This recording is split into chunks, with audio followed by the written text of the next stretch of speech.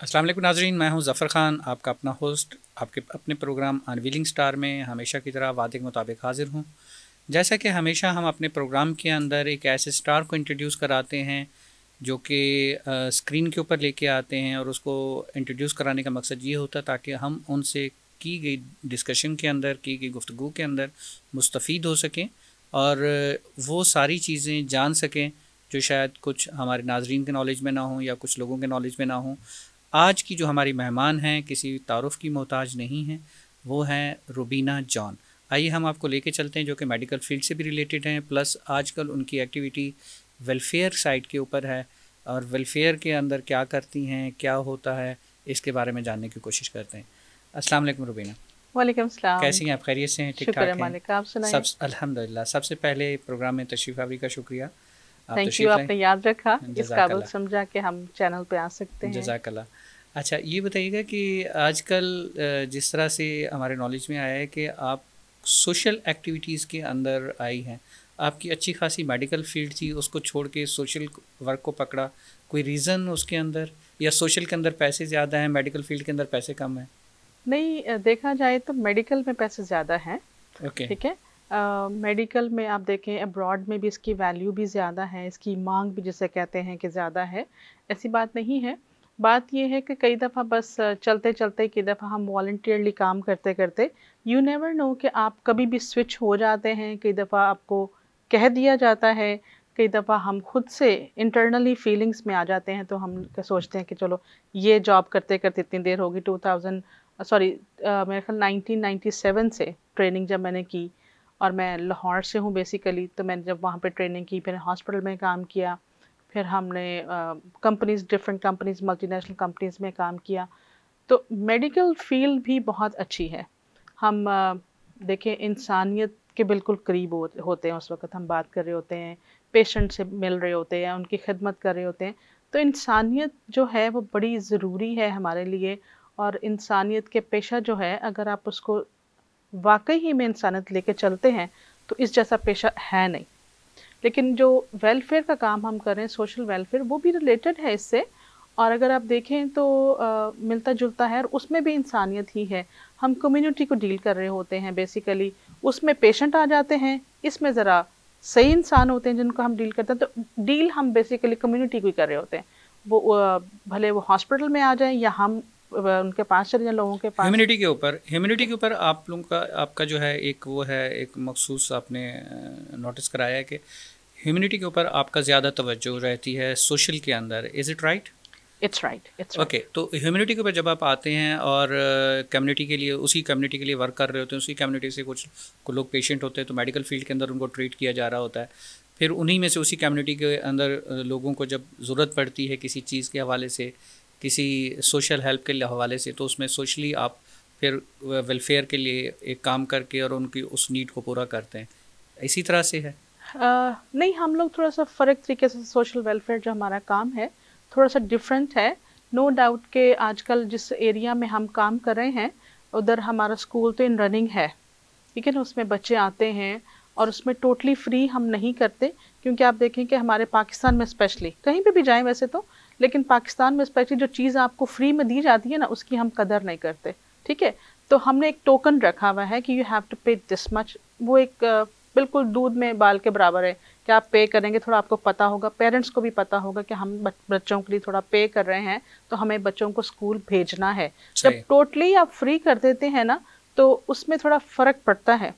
कुछ जगहों पे ऐसा नहीं है, लेकिन कुछ एरियाज़ ऐसे हैं, रूरल एरिया कह लें, कि मतलब जहाँ पे कुछ लोग जो ना फ्री को वाकई फ्री समझते हैं, कुछ लोग फ्री को वाकई में कदर करते हैं। तो इट मेक्स अ डिफरेंस। ठीक है। तो डिपेंड करता है कि आप किस जगह पे कौन सा काम कर रहे हैं।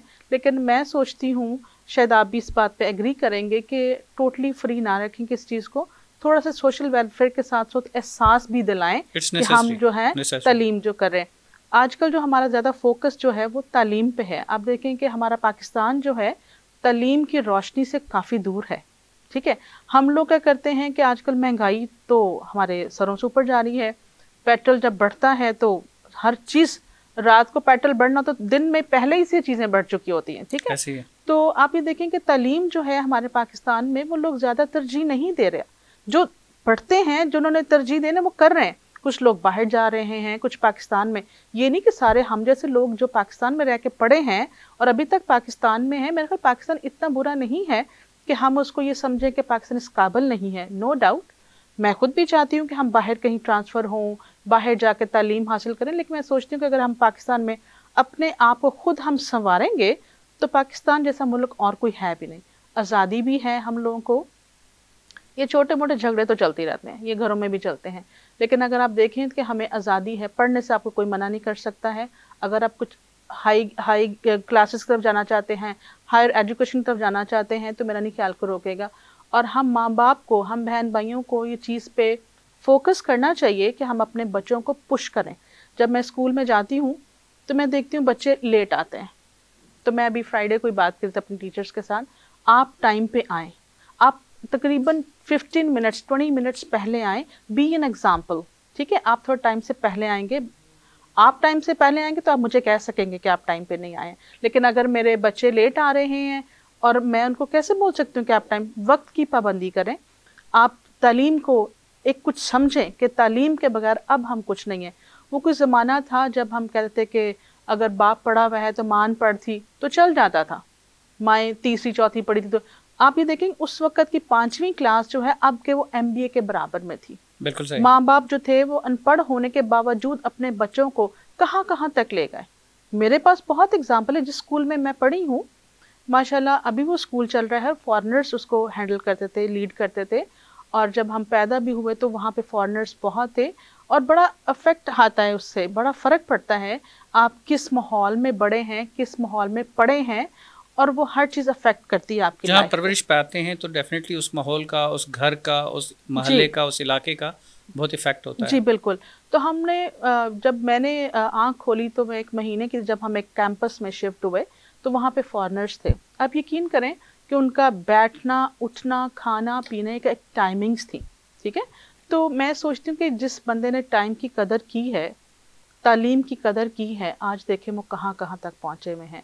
गवर्नमेंट में ऑफिसर्स देख लें जिन्होंने अच्छी तालीम वाकई ही में पढ़ के आगे निकले हैं, उनका वे ऑफ डीलिंग डिफरेंट है। जो हमारे जैसे लोग वैसे ही आगे आ जाते हैं, बस मतलब क्या कहना चाहिए कि पैसे दे के आ गए या जैसे भी करके आ गए, तो उनका फ़र्क होता है डीलिंग। तो एक पढ़ाई जो है पढ़े लिखे लोगों में और थोड़ा अनपढ़ लोगों में थोड़ा डिफरेंट आता है। तो मैं सोचती हूँ कि स्कूल्स पे हमें थोड़ा तवज्जो देना चाहिए। जिस वक्त आपका वेलफेयर का फुल फोकस स्कूल है, एजुकेशन है? जी फ़िलहाल एजुकेशन है हमारा। खुदा ने चाहा तो इंशाल्लाह जल्दी ही एक हॉस्पिटल भी, हम क्लिनिक जो वेलफेयर के लिए हम खोलना चाह रहे हैं, ऑलमोस्ट एंडिंग फिनिशिंग पे है। तो इंशाल्लाह मेरे ख्याल है कि विद इन अ मंथ हम लोग उसको इनाग्रेट कर सकते हैं। अल्लाह ताला की उसमें मर्जी होगी। ठीक है, जो खुदा ताला चाहेंगे वो इंशाल्लाह होगा। हम लोग तो अच्छा प्लान करते हैं लेकिन उसमें खुदा ताला की मर्जी होना भी लाजम है। ठीक है, तो वो भी वेलफेयर के लिए है, आई मीन कम्युनिटी के लिए है। उसमें भी हम थोड़ा बहुत टोकन रखेंगे। It will be almost like a free, लेकिन नॉट टोटली फ्री। मैं कहूँ कि भी हम कहेंगे कि बिल्कुल आएँ और दवाई लेके चले जाएँ। हो सकता है हम 10 रुपए की पर्ची रखें, 20 की रखें, लेकिन कुछ हम करेंगे, लेकिन होगा वो कम्युनिटी बेस पे, क्योंकि हम ऐसी जगहों में काम करते हैं जहाँ पे डॉक्टर्स थोड़ा दूर हैं, क्लिनिक्स आपकी इस कम्युनिटी के अंदर ह्यूमैनिटी इज द नेसेसरी। उसमें ये नहीं है कि रंग, नस्ल, कौम, मजहब का कोई फर्क नहीं है। Not at all. देखिए जब आप वेलफेयर करते हैं ना जी, और ह्यूमैनिटी लफ्ज हम यूज कर लेते हैं, तो ह्यूमैनिटी में फिर आपके मजहब नहीं आते। सही। इंसानियत जहाँ पे है उसमें मजहब नहीं है, और जब आप में इंसानियत नहीं है तो आपका मजहब ही नहीं है। डेफिनेटली। सबसे पहले तो हमारे में इंसानियत होनी चाहिए ना। बिल्कुल सही। हमारा मुस्लिम, क्रिश्चियन, हिंदू, सिख होना तो एक बात की बात है, मजहब तो बाद में आते हैं। लेकिन अल्लाह ताला कहते हैं जिस बंदे में इंसानियत नहीं है, जो इंसान को इंसान ही नहीं समझ रहा, अपने बराबर नहीं हम नीचा समझ रहे हैं, तो मेरे में और आप में हम एक दूसरे को फ़र्क रखेंगे तो फिर हम इंसान ही नहीं है। बिल्कुल सही। तो हमारे लिए ऐसा कोई सिस्टम नहीं है कि हमारे स्कूल में कोई मुस्लिम बच्चा नहीं आ सकता। हाँ, ये इसमें कोई शक नहीं है कि नाजरीन हमारे सुनेंगे तो शायद हो सकता है नाराज़ भी हों कि मुस्लिम क्रिश्चियंस का चलता है, लेकिन आप देखें कि जो पढ़े लिखे लोग होते हैं वो इस चीज़ को पॉइंट नहीं नोट करते कि भाई हमारे परवेज़ मुशर्रफ साहब थे, नवाज शरीफ साहब थे, वो अच्छे अच्छे स्कूल्स में पढ़े हैं और क्रिश्चियन स्कूल से पढ़े हैं। तो मेरा ख्याल है कि हम लोग की नफ़रतें ख़त्म करें कि हमने क्रिश्चियन स्कूल में नहीं जाना, मैं कहूँ कि मैंने मुस्लिम स्कूल में नहीं जाना, इट्स नॉट लाइक दैट, हम लोग मिल के रहें। बल्कि ये कम्युनिटी तो वो कम्युनिटी है, क्रिश्चियन कम्युनिटी, जो कि मेडिकल फील्ड के अंदर और एजुकेशन डिपार्ट के अंदर, एजुकेशन की फील्ड के अंदर अपनी खिदमात को एक अरसे से सरअंजाम देती हुई आ रही है। बिल्कुल। और बड़े जाने पहचाने एजुकेशन के इदारे, स्कूल्स और जो कॉलेजेस हैं वो बड़े नामी ग्रामी हैं। उसमें चाहे वो पाकिस्तान के कराची के अंदर हूँ, शहर के अंदर, लाहौर के अंदर हूँ, या किसी और शहर के अंदर हूँ, इसमें कोई शक नहीं। और उन्होंने अपने स्टैंडर्ड को मेंटेन रखा है और उसी स्टैंडर्ड को स्टिल कंटिन्यू लेके चल रहे हैं।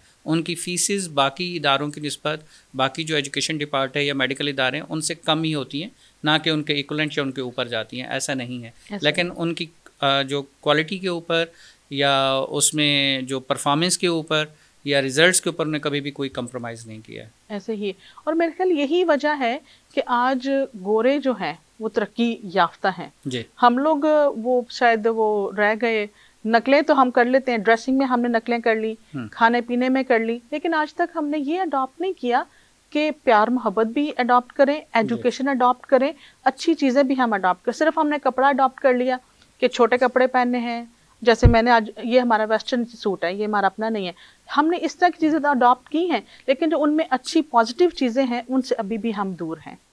तो मैं तो सोचती हूँ कि हमें उनसी चीज़ें भी अडॉप्ट करने, ये चीज़ें तालीम जो है सबसे आगे लेके चलें। आप देखें बाहर के मुल्कों में मेरा ख्याल कोई ऐसा, उनमें भी गाँव हैं, बाहर के मुल्कों में, अमेरिका में, लंदन में, किसी भी मुल्क में चले जाएं, उनके भी छोटे छोटे गांव हैं, लेकिन मेरा ख्याल है कोई बच्चे ऐसे होंगे जो तालीम नहीं हासिल करते। एजुकेशन फ्री है बाहर के मुल्कों में, ये थोड़ा बेनिफिट हमारे से ज़्यादा अच्छा है, लेकिन हर जगह पे फायदे और नुकसान तो फिर सारी चीज़ें हैं। लेकिन मेरा क्वेश्चन वहीं का वहीं रह गया जो मैंने स्टार्ट में किया था जी, सॉरी, कि मेडिकल फील्ड में आपको फ़ायदा ज़्यादा था या वेलफेयर में फ़ायदा ज़्यादा है? आपको सेविंग या पैसा वहाँ ज़्यादा बचता है, मिलता है, या यहाँ ज़्यादा मिलता है? आपने वेलफेयर चूज़ किया, बंदा हमेशा अच्छे की तरफ उस वक्त जाता है जहाँ पर उसको थोड़ी सी चमक दमक ज़्यादा अच्छी लगती है। असल में मेडिकल में पैसा ज़्यादा है, मेडिकल में ऑनेस्टली स्पीकिंग इज़, अगर आप मेडिकल में फिक्स रहें, मेडिकल में भी आप जो है ना स्टेजेस आने शुरू हो गई, आप नर्सिंग करें, BSN करें, मास्टर्स करें, उसके बाद चलते जाएं, तो जैसे स्टेप वाइज आप चलते जाएंगे तो आपके स्टेप बढ़ते जाते हैं, तो ऑब्वियसली एजुकेशन बढ़ती है, हायर एजुकेशन में आ जाते हैं, पैसे तो डेफिनेटली हैं, उसमें पैसे ज़्यादा हैं। वेलफेयर में भी तो मैंने देखा कि वेलफेयर में भी बहुत लोगों के पास बहुत पैसा है। नहीं सर, हमारे साथ ऐसा नहीं। जिन लोगों को हमने 50 पे देखा कि 50 मोटरसाइकिल पे घूम रहे होते थे, आज पराडो पे घूम रहे हैं कुछ अरसे के बाद, यानी कि थोड़े सालों के अंदर अंदर। तो क्या उसके अंदर भी पैसा बचता है, मिलता है उनको?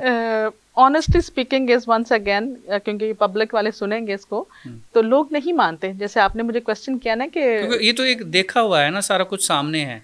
आप देखेंगे वही लोग, वही हमारे में से होते हैं जो चाय के ढाबे पे बैठे होते हैं और आज उनके अपने रेस्टोरेंट्स हैं, या वो 50 मोटरसाइकिल पे घूम रहे होते हैं तो आज उनके जो है वो पराडो से नीचे नहीं उतरते। तो ये तो एक रियलिटी है। लेकिन पांचों उंगलियां एक जैसी नहीं भी होती हैं।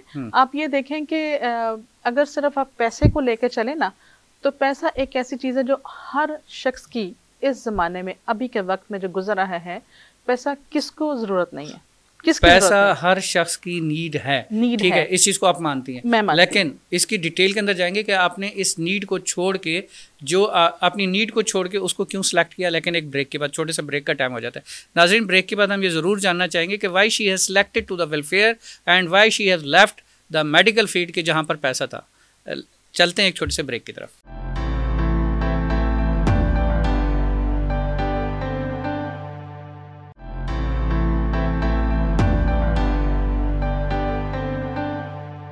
वेलकम बैक नाज़रीन। जैसा कि ब्रेक पे जाने से पहले हम ये जानने की कोशिश कर रहे थे कि आखिर मेडिकल फील्ड में पैसा ज़्यादा था तो उसको इन्होंने क्यों छोड़ा, और मेडिकल फील्ड को छोड़ के वेलफेयर के पास आ गई और उन्होंने कहा कि जी यहाँ पर पैसा तो नहीं है।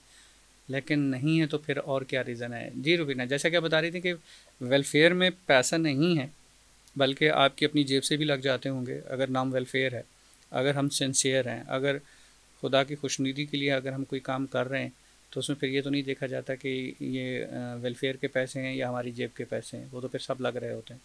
Is it true? तो रीज़न क्या थी? मैंने जैसे शुरू में भी कहा, हो सकता है मैंने वाकई में आपका जवाब ना दे सकी हूँ, लेकिन आप देखें, मैंने कहा मेडिकल में भी आप इंसानियत से डील कर रहे होते हैं, वेलफेयर में भी। दोनों की थोड़ी सी कैटेगरी में फ़र्क आ जाता है। लेकिन दाल रोटी भी तो नेसेसरी है ना? बिल्कुल है। और इसमें मुझे थोड़ा सा फ़र्क ये लगता है कि जैसे अभी मैंने अर्ज़ किया था ब्रेक से जाने से पहले, कि हमने एक स्कूल हमारा चल रहा है, ठीक है। जी। आप यकीन करें, जब मैं स्कूल में जाती हूँ ना, तो हमारी मॉन्टेसरी आती है, फिर KG1 KG2 इस तरह क्लास होती है। तो जब कई दफ़ा जाती हूँ तो बच्चों की कई दफ़ा ब्रेक हुई होती है, कई दफ़ा क्लास से बच्चे निकल के आते हैं। आप यकीन करें कि कई दफ़ा वो बच्चों के हाथ में कोई ना कोई चीज़ होती है खाने वाली ना, तो वो नहीं सोचते कि मुझे पसंद होगी नहीं होगी। वो क्या करते हैं, वो हाथ गीले भी हों ना, कई दफ़ा मैं स्कूल में भी बता रही थी, पसीने वाले हों, तो आके मेरे मुंह में चीज़ डालते हैं। क्यों? एक प्यार दिखाते हैं। अब छोटे छोटे बच्चे हैं, उनको किसी सियासत का नहीं पता है, ठीक है। उनको ये नहीं पता है कि हमने इनसे बात करनी है नहीं करनी है, कैसी करनी है, लेकिन दैट्स कॉल्ड लव। एक वो इतना खचाव होता है, क्योंकि मैं खुद माँ हूँ, तो मुझे बड़ा अच्छा लगता है जब वो आते हैं ना मेरे पास, वो बच्चे चीज़ लेके आते हैं, तो मुझे इस तरह की चीज़ें देख के ना तो दिल करता है कि इंसानों में चल के और काम करें हम लोग। इंसानियत आपके और करीब आती जाती है, हम इंसानों के और करीब जाके काम करते हैं। तो इंसानियत जो है, मैंने बार बार बता रही हूँ कि मेडिकल फील्ड में भी है, हम पेशेंट के साथ रह के काम करते हैं, लेकिन थोड़ा सा वहाँ पे सिचुएशन थोड़ी फ़र्क आती है। तो आप देखें, जब आप किसी की हेल्प करते हैं ना, तो आपको उसमें बड़ी खुशी होती है। कितनी दुआएं मिलती हैं दोनों फील्ड्स में, आपको कितनी दुआएं मिलती हैं। यू नेवर नो कि आपकी कौन सी दुआ वाकई ही में दिल से मांगी गई है, और यू नेवर नो कि आपको वो कब कबूल हो जाए, और अल्लाह ताला ने आपको किस चीज़ से कितनी बरकत दे दी होती है। यानी कि हम ये तो जान पाए कि पैसे को लात मारी शायद, और वेलफेयर को और ह्यूमैनिटी को जो है सामने रख के शायद उसी को एक्सेप्ट किया। I am right that? जी, यू आर राइट। जब मैंने स्विच भी किया था मेडिकल डिपार्टमेंट से, मैं वेलफेयर में आई थी, तो मैं दुबई में ड्यूटी करती थी, प्राइवेट ड्यूटी मैं करी थी। पेशेंट पे हम ड्यूटी करते हैं, प्राइवेट ड्यूटीज पाकिस्तान में भी चलती हैं, तो उसमें पैसे अच्छे मिल जाते हैं। उधर हमें पर डे के हिसाब से अच्छी पेमेंट मिल जाती है, तो उसके हिसाब से मैं वेलफेयर देखूँ तो उसके हिसाब से वो 50% भी नहीं होता। लेकिन ये है कि पैसा हमारी नेसेसिटी है, हर बंदे को पैसा चाहिए, पैसे के बगैर पाकिस्तान में अब कोई गुजारा नहीं है। लेकिन अगर थोड़ा सा दिमाग को हम समझाएं, तो पैसे से आप खुशियाँ नहीं खरीद सकते, पैसे से आप हर वो चीज़ सुकून नहीं खरीद सकते जो कई दफ़ा आपको थोड़े पैसों में काम करके मिल रहा होता है। हर चीज़ का नेमल बदल पैसा नहीं है, पैसा नहीं, और हर चीज़ को पैसे से नहीं खरीदा जा सकता। बिल्कुल नहीं। ऐसे आप देखें कि हम कई दफ़ा देखते हैं, अगर मैं कोई गलत ना बोल जाऊँ, कई लोग बड़े बड़े महलों में रह रहे होते हैं, उनके पास इतना पैसा होता है कि they never know how to spend that, लेकिन कई दफ़ा वो औलाद से मरहूम होते हैं। औलाद होती है तो कई दफ़ा हम लोग किसी और चीज़ से मरहूम होते हैं, तो क्या उनके पास पैसा नहीं है कि अपने बच्चों का इलाज कर? लेकिन कहीं ना कहीं आप देखें कि हर चीज़ पैसा नहीं है, अल्लाह ताला की रज़ा भी होती है कहीं पे, हम लोगों के अच्छे और बुरे कामों का नतीजा भी चल रहा होता है। तो कोशिश करें कि हम सोशल वेलफेयर नहीं एक काम समझ के ना करें, उसको इंसानियत समझ के करें, नेकी समझ के करें, तो मेरा ख्याल है कि उन दुआओं का सिला हमें ज़रूर मिलता है। अल्लाह ताला अच्छे और बुरे का सिला हमें ज़रूर देते हैं, भले देर से। कहते हैं ना कि अल्लाह ताला के घर में देर है अंधेर नहीं है, तो हमें दुआओं का सिला भी मिलता है, नेकियों का सिला भी मिलता है, और अगर हमारे बुरे अमाल हैं तो उनका भी सिला मिलता है। तो मेरा ख्याल है कि हम अपनी आखिरत को अच्छा करें, अच्छे काम करके तो नेकी कमाएं, तो मेरा ख्याल ज़्यादा बेहतर। अगर आपको एक अच्छी ऑफ़र मिल जाए मेडिकल फील्ड से, और 4 गुना ज़्यादा जो है सैलरी का पैकेज ऑफ़र किया जाए, तो you will select the medical field, और again you will continue to the welfare field? I will still continue with that welfare. That's great. Yet. That's great. That's great. मैं अपने बच्चों को इससे जो है ना, इससे ये अंदाज़ा हुआ हमें और नाज़रीन को भी ये अंदाज़ा हुआ कि आप दिल और दिमाग से जो है एक फलाही काम के लिए और एक नेक काम के लिए एक बेड़ा उठाया, और आप उसको आगे कंटिन्यू करना चाहती हैं खुदा की रज़ा के लिए। मैं चलना चाहती हूँ। मेरे बच्चे कई दफ़ा गुस्सा करते हैं इस बात पे कि मामा आप बहुत दूर जाते हैं, क्योंकि मैं गार्डन से जाती हूँ सरजानी एरिया में। आप सोचें कि it's almost like 30 to 35 kilometres अगर मैं डेली ड्राइव करता हूँ, तो अगर बैक एंड फोर्थ देखा जाए तो ऑलमोस्ट लाइक 65 to 70 किलोमीटर्स बनते हैं। मैं डेली ड्राइव करती हूँ, जाती हूँ, उधर बच्चों के साथ काम करना, ये करना, तो बच्चे गुस्सा करते हैं। इस काम में हज़ार्ड आता है? जी, काफ़ी हद तक आता है। वो कहते हैं ना, बहुत हद तक आता है। वो कहते हैं ना कि अपने ही गिराते हैं नशे मन पे बिजलियां। तो हमने किसी और मजहब ने हमें आके तंग जो करना ही करना है, हमारे अपनी कम्युनिटी के लोग ही हमें काम करने से रोकते हैं, रोका जाता है। वो इस तरह नहीं है कि वो आपको आके काम जो है ना, वो मतलब आपके सामने खड़े होते हैं, वो डिफरेंट तरीकों से मुझे नुकसान पहुंचाने की कोशिश करें। मैं इन दिनों में मैंने तो सुना है शायद आपको थ्रेट भी मिले हैं, आपकी जान को भी खतरा है। जी आप पे एफआईआर भी कटी हुई हैं, आपको सिटी कोर्ट और हाई कोर्ट के चक्कर भी लगाने पड़ते हैं। क्या ये सब सही है या फेक ऐसे है? ही है, ऐसा ही है। अगर आप देखें ना तो हर मज़हब में ये बात देखेंगे, आप पढ़ेंगे सुनेंगे कि जब आप खुदा ताला के साथ चलते हैं ना तो रास्ता सिकुड़ता जाता है। बिल्कुल सही। ठीक है, उसमें ये नहीं होता कि हम सड़क पे, बड़ी सड़क पे थे तो जैसे वो सिग्नल आता है कि ये बड़ी सड़क जा रही है तो आगे रास्ता सिकुड़ जाएगा, इस तरह नहीं है।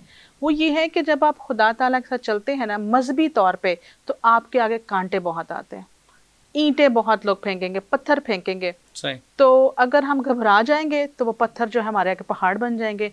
अगर आप उन पत्थरों को लेके एक पुल बनाएंगे, एक कहावत आती है ना, फेसबुक पर जी। अक्सर आती है कि अगर आप उन ईंटों को, पत्थरों को लेके एक पुल बना लेंगे तो you will be able to cross that, right.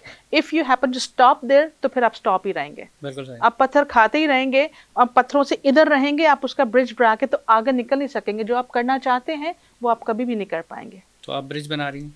मैं ब्रिज बना रही हूँ, कोशिश कर रही हूँ। Good that. बस आप लोगों की दुआएं चाहिए, मुझे सबकी दुआएं चाहिए कि अल्लाह ताला मेरे हमारी साथ दुआएं हो। हमेशा साथ हैं आपके। उसमें डेफिनेटली कोई प्रेशर घर की तरफ से, रिलेटिव्स की तरफ से, फैमिली की तरफ से कि हाँ जी छोड़ दें, क्या खामखा में आपने पख लगाई हुई है, मुफ्त में जो है रोज़ के थ्रेड अलग आ रहे हैं, रोज़ कभी इधर के चक्कर लग रहे हैं, कभी उधर के चक्कर लग रहे हैं, और मुख्तलिफ माफिया से जो है वो फेस करना, ये सब क्यों होता है? क्या वो लोग ये चाहते हैं कि वो अर्न कर सकें, या आपकी अर्निंग ऐसी है? पिक्चर एक्चुअली क्लियर नहीं हो पाती किसी को। जी, असल में मैंने अभी भी बताया ना, मेरे घर से मेरे बेटे थोड़ा परेशान होते हैं जब देखते हैं ना कि मैं दिन में, रात में 24 घंटे हमने एक किए हुए थे काम करने के लिए। तो उसमें लोग क्या होते हैं, वो समझते हैं कि शायद इनकी जगह हम ले लेंगे। आप आना तो चाहते हैं मेरी जगह पे, लेकिन आपको ये नहीं पता कि हम कर भी पाएंगे कि नहीं। लेकिन वो होते हैं ना कि वो कहते हैं ना, खेलना ना खेलने देना है। हमारे पाकिस्तान में ज़्यादा लेग पुलिंग जो है वो बहुत ज़्यादा है। यही वजह है कि मैंने स्टार्ट में कहा था कि हम अपने काम से काम नहीं रखते, हम तालीम की तरफ ध्यान नहीं देते, हम आगे बढ़ने की तरफ नहीं जा रहे, हम लेग पुलिंग की तरफ जा रहे हैं। ठीक है, वो आप हुकूमत से शुरू करके नीचे तक आ जाए, ठीक है, किसी भी फील्ड में चले जाएं, किस डिपार्टमेंट में चले जाएं, लेग पुलिंग बहुत ज़्यादा है। यही वजह है कि पाकिस्तान तरक्की नहीं कर पाता। अगर हम ये सारी चीज़ें छोड़ दें, नेगेटिविटीज़ छोड़ दें, माइंड में से नेगेटिविटीज़ छोड़ दें, एक दूसरे को खींचना बंद कर दें कि जो काम कर रहा है उसको करने तो दें। आप देखें कि अगला बंदा काम जो कर रहा है उसको मौका दें, ताकि वो देखें कहाँ तक जा रहा है। हाँ, अगर वो कोई बुरा काम कर रहा है तो फिर आप उसको रोकने के हकदार हैं। सही। लेकिन अगर हम आपकी कम्युनिटी के लिए काम कर रहे हैं, आप देख रहे हैं कि हमारे बच्चे तालीम पा रहे हैं, ऑलमोस्ट फ्री बेसिस पे जा रहे हैं। कौन से स्कूल है जो आपको, अभी तो कोई भी ऐसा स्कूल नहीं है जो आपको फ्री में यूनिफॉर्म दे दे, या कुछ थोड़ा सा टोकन लेके आपको यूनिफॉर्म मिल जाए, बुक्स मिल जाए, आपको क्या कहते हैं, यूनिफॉर्म्स मिल रहे हैं, साथ में शूज मिल क्या रहे फीस हैं। स्ट्रक्चर होगा अप्रॉक्सीमेट आपका स्कूल का? 200 पर मंथ। 200 per month. जी। And what about the uniform? Uniform हम लेके आते हैं तो उसको कपड़ा हम लेके कई दफ़ा सिला लेते हैं, कई दफ़ा हम रेडीमेड भी ले आते हैं। तो यानी वो कि हम स्टूडेंट को कितने का पड़ता है 50% पे हम उनको दे देते हैं। फिर अप्रॉक्सीमेट? अप्रॉक्सीमेटली है कि डिपेंड करता है कि कौन सी क्लास पे है, क्योंकि आप देखें कि बच्चों के साइजेस फ़र्क हैं, तो ऑब्वियसली उस साइजेस पे जाके तो प्राइस भी मैटर करता है। तो फ़र्ज़ करें कुछ जो मैंने लास्ट ईयर लिए थे तो कुछ हमें जो 500-600 के पड़ रहे थे, तो वही यूनिफॉर्म आपको जो है लड़कों का पैंट शर्ट और टाई थी था जी 200, 250, 300 तक। तो मेरा ख्याल है कि अगर 500 में आपका बच्चा पढ़ रहा है तो कोई ऐसा स्कूल नहीं है जो 500 में आपको पढ़ाए। What about the books? Books का भी यही है कि हम अच्छे गावा बुक्स में हमारा जो है वो हम लोग वहाँ से परचेज़ करते हैं, और वो भी हम 50% पे देते हैं। उसमें जितनी भी बुक्स आ जाए, नोटबुक्स हम बच्चों को ज़रूर बोलते हैं कि आप अपनी लेके आएँ। कई दफ़ा मैं वो भी ख़रीद के ले आती हूँ कि आप स्कूल से आके परचेज़ करें। तो अगर हम स्कूल से देते हैं तो वो भी 50% पे है। तो मेरे ख्याल है कि अगर हम 1000 में वंस अ मंथ दे दें या आफ्टर 2-3 मंथ्स दे दें, तो मेरे ख्याल है 1000 तो अभी बच्चे आजकल पॉकेट मनी भी लेने से इनकार कर देते हैं। आज के नो डाउट आज के दौर में कुछ नहीं जी। इसमें कुछ कंपटीशन भी रखा है आपने स्कूल के अंदर बच्चों के अंदर आगे बढ़ने के लिए? जी, हम लोग कंपटीशन तो ऑब्वियसली रखते हैं कि जो बच्चे रिजल्ट्स के लिहाज से अप्रिशिएट किया जाता है, उनको डेली बेसिस पे हम लोग करते हैं। फ्राइडे को हम एक्टिविटी डे रखते हैं, every Friday is activity day. उसमें आप स्पोर्ट्स रख सकते हैं। हमने एक फ्रूट डे रखा हुआ है, एक हमने आर्ट्स एंड क्राफ्ट रखा हुआ है, फिर हम लोग उनसे पीटी कराते हैं, P department, sorry P physically आपको नरिशमेंट कह सकते हैं, या जैसे भी आप एक्सरसाइजेस के लिहाज से। तो मतलब एवरी फ्राइडे जो है हम उनको किसी न किसी किताबों से हट के थोड़ा सा एक्टिविटी कराते हैं कि उनको पता होना चाहिए कि किताबों के अलावा भी जो है ये भी हमारे स्कूल का हिस्सा ही है, क्योंकि अपने आप को चलाना, और जो आर्ट्स एंड क्राफ्ट है वो भी स्कूल का हिस्सा है कि आपको ड्राइंग आनी चाहिए, आपको पता होना चाहिए कि फ्रूट हम बनाएंगे, ये एनिमल बनाएंगे, ये बर्ड बनाएंगे, तो वो भी आर्ट्स एंड क्राफ्ट एक तालीम का हिस्सा ही है। बिल्कुल सही। तो इस तरह हम उसमें भी हम लोग क्लास वाइज भी हमने कंपटीशन रखा है। इस दफ़ा हम देख रहे थे कि जो मॉन्ट क्लास है, मॉन्टेसरी क्लास है, बच्चे भले छोटे हैं लेकिन वो कंपटीशन करते हैं, बड़े एक्टिव हो जाते हैं। उनकी टीचर्स ने उन्होंने हेल्प किया, वो ग्रेप्स बनाए, मैंगोज बनाए, तो बच्चे बढ़ बढ़ के बनाते हैं, फिर उसमें कलर्स करते हैं। कोई कहता है जी मैं ये करूँगा, मैं ये करूँ, तो ऑब्वियसली आप उनको जब एक्टिव रखते हैं तो वो कंपटीशन की तरफ आते हैं। फिर हम कहते हैं कि कौन सी क्लास ज़्यादा अच्छी थी, तो फिर ज़ाहिर वो कई दफ़ा जलन भी होती है कि लो जी ये क्लास फर्स्ट आ जाएगी, तो बेहतर है कि अगली दफ़ा के लिए हम ज़्यादा बेहतर कर लें। तो इस तरह कंपटीशन है। फिर हमारा जो ईयरली प्रोग्राम होता है मोस्टली हम क्रिसमस पे करते हैं, ताकि एक तो क्रिसमस सेलिब्रेशन भी हो जाती हैं, उसमें रिजल्ट्स भी हम अनाउंस कर देते हैं। तो उसमें जो बच्चे नीट एंड टाइडी आते हैं उनके लिए भी हमने गिफ्ट रखा होता है, जो पंक्चुअलिटी में आते हैं उनके लिए भी हमने गिफ्ट रखा है, एकेडमिकली जो आते हैं उनके लिए भी ऑब्वियसली हमने रखा हुआ है। तो दैट मेक्स मच डिफरेंस। तो अगली हर दफ़ा में मैं देखती हूँ कि फर्स्ट पोजीशन पे आने वाले जो बच्चे हैं वो डिफरेंट होते हैं। कुछ बच्चे हैं जो कंटिन्यू आ रहे हैं फर्स्ट पोजीशन पे, लेकिन मैं देखती हूँ जो थर्ड सेकंड पे आ रहे होते हैं वो डिफरेंट भी होते हैं। What about the medicals like as in the first aid or something like as in your school? जी, we have first aid medical. उधर हमने अपने पास हमने फर्स्ट एड बॉक्स रखा हुआ है। तो बजाते खुद मैं क्योंकि मेडिकल से हूँ, तो अगर मैं वहाँ पे हूँ तो किसी बच्चे को कोई इंजरी आ जाए, जैसे आजकल मौसम थोड़ा चेंज हो रहा है, तो उसके रिलेटेड कोई मेडिसिन है, सर दर्द है, बुखार है, तो वो हम डील करते हैं। मैं खुद दे देती हूँ, या हमने एक वहाँ पे टीचर रखी हुई हैं जिनको थोड़ा बहुत मेडिकल से है। इंजेक्टेबल्स हम नहीं देते हैं क्योंकि उसमें आपको पता हार्मफुल है, और पेरेंट्स की दफ़ा नहीं भी इस चीज़ को करते, और स्कूल में आपको पता है कि इंजेक्टेबल्स हम नहीं दे सकते।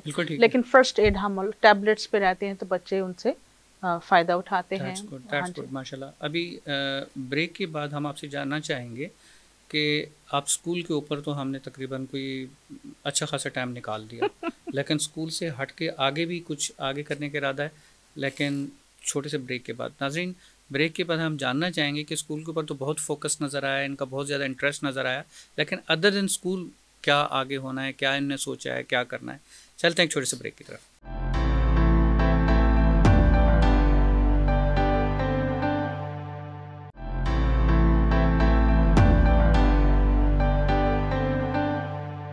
वेलकम बैक नाज़रीन। जैसा कि ब्रेक पे जाने से पहले हम कोशिश कर रहे थे जानने की, और उसमें अल्हम्दुलिल्लाह जितनी इन्फॉर्मेशन हमें मिल सकी हमने कलेक्ट करी आप सामीन के लिए। लेकिन अभी हमारा जो क्वेश्चन है कि why you have stopped on the school and what will be about the other side. School के अलावा, ये तो स्कूल के ऊपर हम आके स्टक हो गए, ठीक है, स्कूल पे आपने वर्किंग कर ली, स्कूल एक रनिंग में आ गया, स्कूल चल रहा है। स्कूल के अलावा जिस तरह से आजकल का माहौल है, जिस तरह से आजकल के हालात हैं, लोगों के रोज़गार के लिए, लोगों के काम के लिए, किसी और चीज़ के लिए, उसके ऊपर भी कोई आपकी वेलफेयर ने वर्किंग करनी है, कुछ उसके ऊपर काम करना है? जी, सिर्फ कराची में ही नहीं, हम लाहौर पंजाब में भी हमारे अडल्ट लिटरेसी, जिनको तलीम बालगा बोला जाता है, वो चल रहे हैं। सोइंग सेंटर्स हैं, सिलाई मशीनों में हम लोग जो वेलफेयर वालों ने दी हुई हैं, और उसमें हम लोगों ने क्या किया कि हाँ, टीचर्स को हम थोड़ा बहुत स्टिपेंड देते हैं, मेहनत करते हैं, लेकिन जो स्टूडेंट्स आते हैं उसमें कोई उम्र का लिहाज नहीं है कि इस उम्र से इस उम्र तक है, उसमें बूढ़े भी आ सकते हैं। ये मैं सोइंग सेंटर की बात कर रही हूँ। जी बिल्कुल सही। और उसमें आप कोई भी उम्र का जो बंदा आके सीखना चाहता है, दैट्स फ्री ऑफ कॉस्ट, ठीक है। कोई ऐसा उसमें एडमिशन फ़ीस नहीं है, कोई मंथली फ़ीस नहीं है। मशीन्स हम लोग देते हैं। हाँ जी, धागा वगैरह अगर कोई लेके आना चाहे, अपने कपड़े भी लोग सिल रहे हैं वहाँ पे, तो हम लोग इसलिए करना चाहते हैं ताकि अगर पाकिस्तान में जो लोग तालीम नहीं पा सकते, तालीम के बगैर भी लोग जिन्होंने तालीम हासिल की हुई है, वो लोग भी आते हैं कि चलो मैंने मैट्रिक कर लिया है, थोड़ी मैं सिलाई सीख लूँ, आगे जाके क्या होगा। तो यू नेवर नो कि आगे जाके हमारे मुल्क की हालात कैसे होंगे। तो हम चाहते हैं कि हुनर सीखने के लिए, बिल्कुल, तो हम चाहते हैं कि हमारी औरतें जो हैं वो घरों में बैठी ना रहें, अपने लिए कोई ऐसा हेल्पिंग हैंड बनाएं कि मैं घर पे बैठी हूँ, मुझे स्टिचिंग आ गई है, तो मैं घर पे बैठ के, अगर मैं पब्लिकली ने उसको टेलरिंग नहीं कर रही हूँ, तो मैं कम से कम अपने कपड़े सिल लूँ और मैं कोई वही पैसे बचा लूँ। तो आपके हाथ में जब एक हुनर आता है तो आप कहीं भी उसको किसी टाइम पे भी यूज़ कर सकते हैं। घर के हालात अच्छे ना हो तो आप स्टिचिंग कर लें, अपने लिए कर लें, किसी और के आस पड़ोस में आप सिल के दे दें तो आपकी इनकम आ जाती है। तो हमारा फोकस इस बात पे भी है। आगे निकलें तो सेकंड पॉइंट हमारा ये है कि हमारे जैसे बताया कि एडल्ट लिटरेसी तलीम बालगा है, उसमें भी हमारा एज का कोई हमने लिमिट नहीं रखी हुई। हमारे पंजाब में देखें तो अगर मैं कभी आपको पिक्चर्स दिखाऊं तो उसमें बच्चियां भी हैं, जवान भी हैं, उसमें बुजुर्ग भी लोग हैं। आप सोचें कि जो बूढ़े लोग आके पढ़ना चाहते हैं इस उम्र में तो वो शौक ही है, ठीक है ना। अब कई दफ़ा हम लोग मजाक उड़ाते हैं कि इस उम्र में आपने क्या किया, तो क्यों आपको याद है, तो कहते हैं चलो जी जाते जाते हम कुछ सीख लें। तो मतलब ये है कि तालीम की कोई एक लिमिट नहीं है, कोई उम्र नहीं है, तो वो चाहते हैं कि हम कुछ ना कुछ पढ़ना शुरू करें, माँ की गोद से कब्र की लहद तक बिल्कुल इल्म हासिल करना। जी, तो हमारा मकसद यही है कि आपको कुछ ना कुछ पढ़ना आ जाए। दूसरी तरफ हम चाहते हैं कि हमारी फीमेल जो घरों में बैठी हुई हैं वो स्टिचिंग के रेफरेंस से जाके कुछ सीख लें, अपना रोज़गार कमा लें, कुछ उनके हाथ में हुनर आ जाए। इधर से हम चाहते हैं कि जो ख़वातीन पैसों की वजह से बाहर स्कूल्स में नहीं जा सकती, तो कम से कम उनको थोड़ा बहुत पढ़ना आ जाए ताकि अपने बच्चों को एटलीस्ट वो होमवर्क गाइड कर सकें।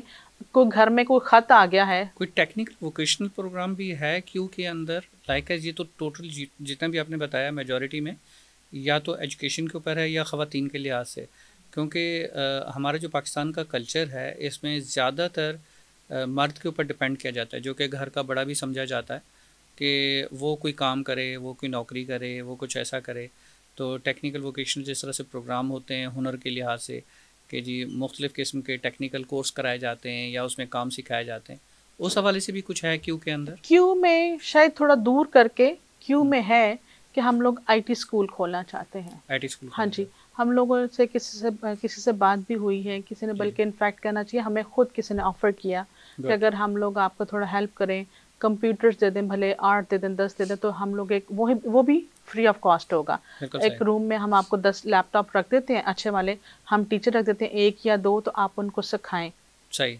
जो कि हम बार बार फोकस कर रहे हैं कि तालीम के बगैर कुछ भी नहीं है। तो मेरा ख्याल अगर वो आपको कंप्यूटर आता है, कंप्यूटर की आजकल जो है ना बहुत डिमांड है। आप देखते हैं हमारे फोन्स देख लें तो हर तरफ आईटी चल रही है, हर तरफ कंप्यूटर और साइंस चल रहा है। तो मेरा ख्याल है कि अगर वो भी लड़के और लड़कियां सीख जाएंगे तो वो भी एक हुनर ही होगा जो आप घर बैठे भी, आजकल तो वर्क फ्रॉम होम बहुत ज़्यादा चल रहा है। बिल्कुल ऐसे ही। तो मोस्टली तो मेरे ख्याल उसमें अगर आप वर्क फ्रॉम होम कर रहे हैं तो वो भी कंप्यूटर आएगा तो करेंगे ना। जी हाँ। ठीक है, तो वो फिर वही बात आती है घूम फिर के तालीम पे ही आती है। जी ठीक है, तो हम चाहते हैं कि हम लोग ये प्रोजेक्ट भी थोड़ा अपग्रेड करें।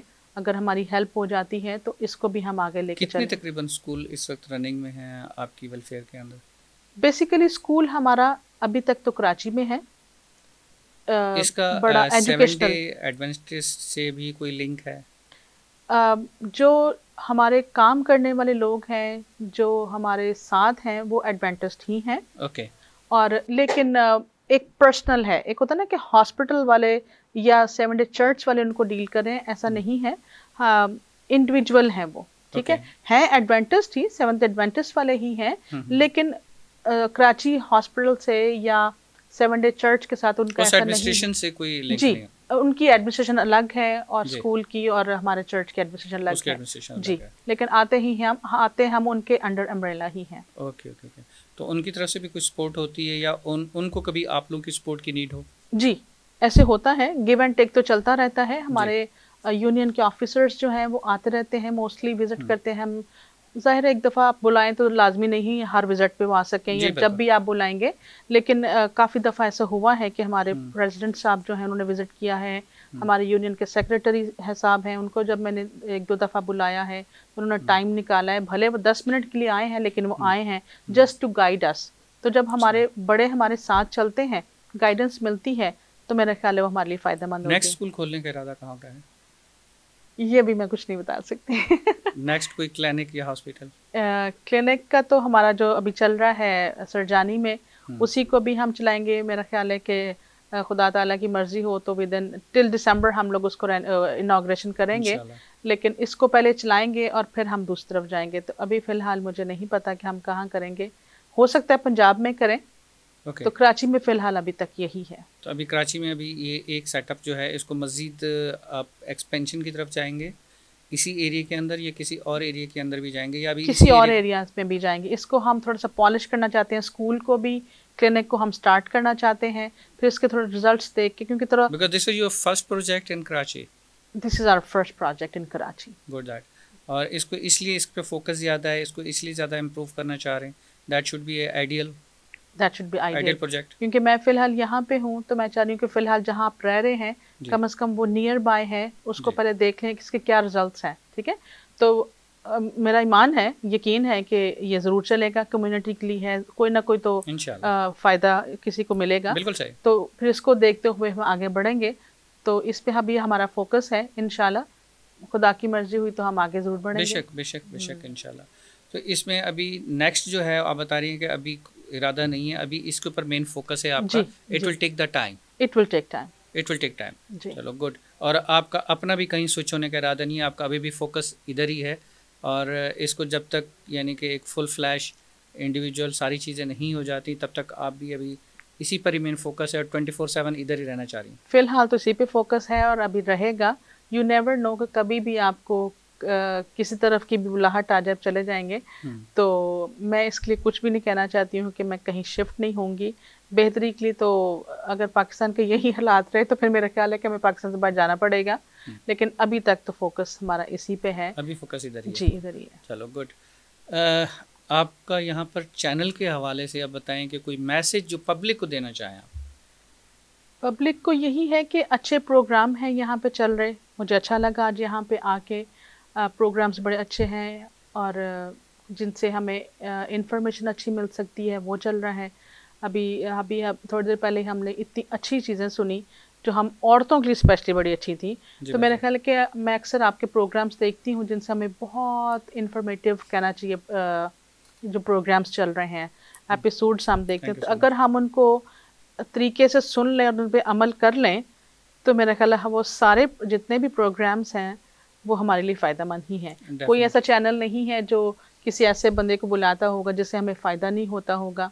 ठीक है, तो मैं कहती हूँ कि मैं चाहती हूँ चैनल वालों को कहे कोई ना कोई किसी को गिफ्ट भी दिया करें। कोई आता है तो बाकी चैनल्स वाले ज़रूर ऐसे करते हैं। नहीं बिल्कुल मिलता है। तो अच्छा, दूसरा मैं कहना चाहूँगी एक सजेशन जो ये है कि कभी जब आप बुलाते हैं, जैसे आपने मुझे बुलाया है या थोड़ी देर पहले जो एपिसोड चल रहे थे, कभी आप ऐसे, मुझे नहीं पता पॉसिबल है कि नहीं, उनके जो रिलेटेड पिक्चर्स हैं उनकी अगर उनके पास हैं तो वो भी अगर शो की जाए। मैं देखती हूँ बाकी चैनल्स वाले जब किसी मेहमान को बुलाते हैं तो उनसे उनके काम से रिलेटेड जो हैं वो पिक्चर्स भी शो करते हैं कि ये बंदा ये काम कर रहा है। ज़्यादा नहीं तो 5 से 6, 6 से 10 हो जाए तो एटलीस्ट आपको थोड़ा व्यू मिल जाता है कि ये बंदा वाकई में कुछ कर रहा है कि सिर्फ यहाँ पे आके गप्पे तो नहीं मार के चला गया। साइट की जो पिक्चर्स हैं वो एक्चुअली मिलनी चाहिए डेफिनेटली।